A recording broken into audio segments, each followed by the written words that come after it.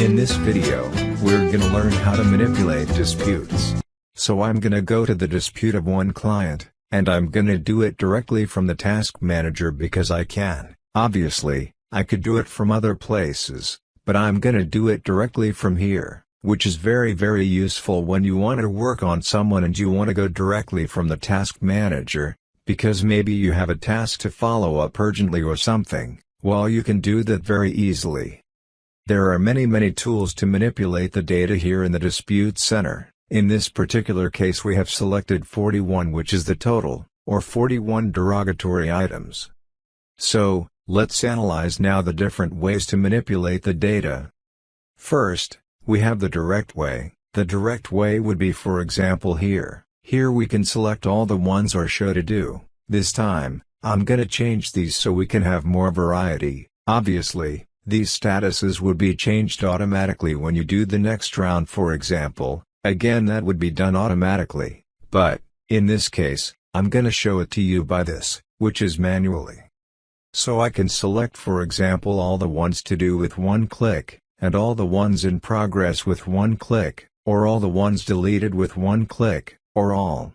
But also, we can see that we have, even within the same button, we have other instructions, like on how to select from selected. So let's say, for the sake of the argument only, that I'm gonna use another technique here just to select all the records that are, by clicking the top of the column. Then I'm gonna click select from selected, and it's gonna select all these. Also, I can select all the to-dos from selected by clicking with shift. So I click with shift and I'm gonna select all the ones to do from selected, and if I click without the shift it would be all of them or all the ones to do. So you see how I easily manipulate the data, and if I want right now, for example, to select from selected, I will select only 4. Now, other ways to manipulate the data: we have these arrows here, the blue arrows.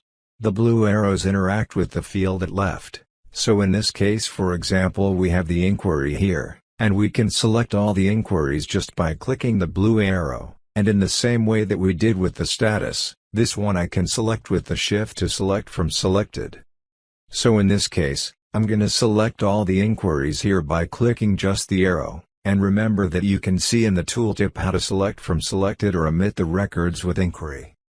And then, I can do the same with the bureaus. This is very important. This is something that obviously you cannot do with other softwares, and this one is just extremely simple. Let's say that I want to select the group of Experian only for this group. Well, I will click with shift like this, but if I want to select all Experian, I will click without shift, so with just one click, it will give me all Experian.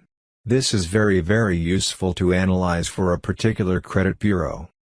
If those are not enough, you can always select the items here. Just click on select items here, and you can do also some of the functionalities that you have with the buttons. You can perform it here, but also you can do others, like for example you can select based on account number, or select for example if it is to be paid, or invoiced, related to the paper deletion, or you can select a range of dates on when you printed the disputes, or when they were created, so on that way you know when they were created by range, and also when you print them. So this is very useful for analysis. Also, you can always sort ascending or descending just by clicking at the top of the fill, or here in the status for example, etc. So that's pretty much the basic ways that you could manipulate your data with your disputes. Thank you.